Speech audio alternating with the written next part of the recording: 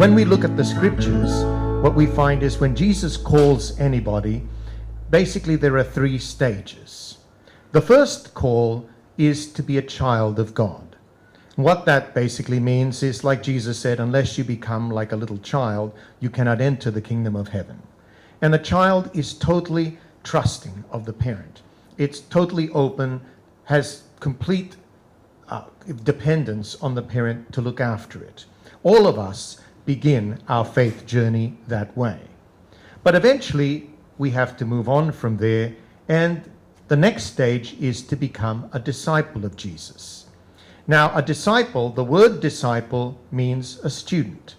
So at that stage, we're learning. If you like, we become apprentices to Christ.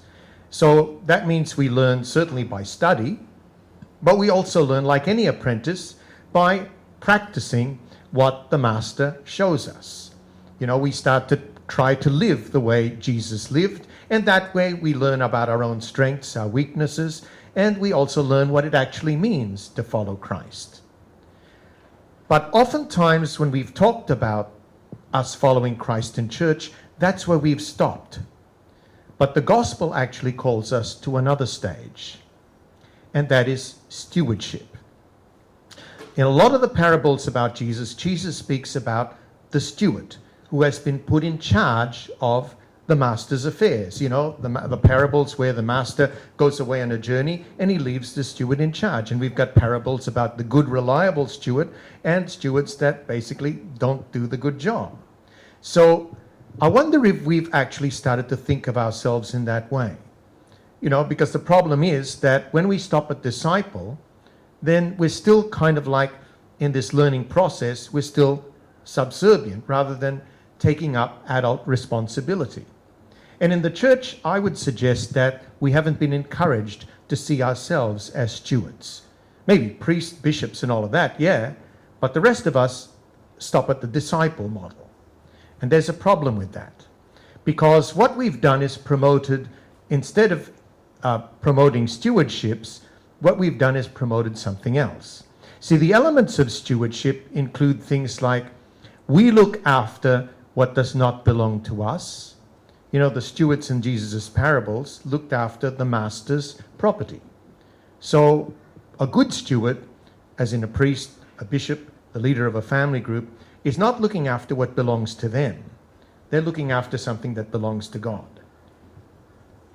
And secondly, we look after it in the absence of the master. It's only a temporary role until the master returns. But what we've done in the church, rather than encourage people to take that level of responsibility, is promoted paternalism.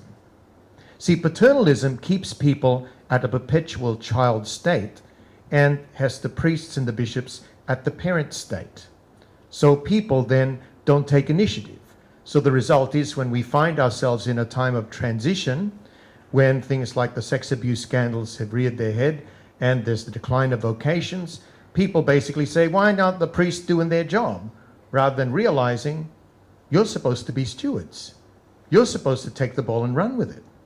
I would suggest that the new beginning out of this time of transition is going to ultimately have to rely on people, as in you, taking up stewardship, rather than relying on others to be the leaders. Because paternalism divides the church into adults and children. And of course, it keeps the laity in a perpetual childhood and the clergy as superhumans, which means that when they show up to have clay feet, the people get disillusioned, disappointed, and instead of taking up stewardship, they leave the church.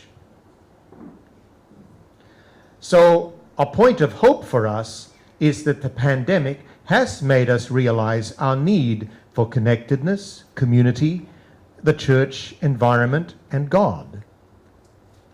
It has also made us ask, how do we practice our faith when we can't go to church? Whatever emerges will be a very different community, obviously, to what we've had in the past. I mean, how do you have community when we can't gather? People will be looking for a community model that takes into account social distancing, feeling safe, and being cost-free.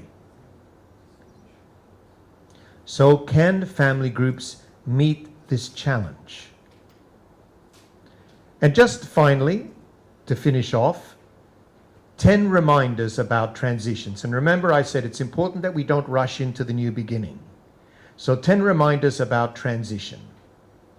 Firstly, take your time.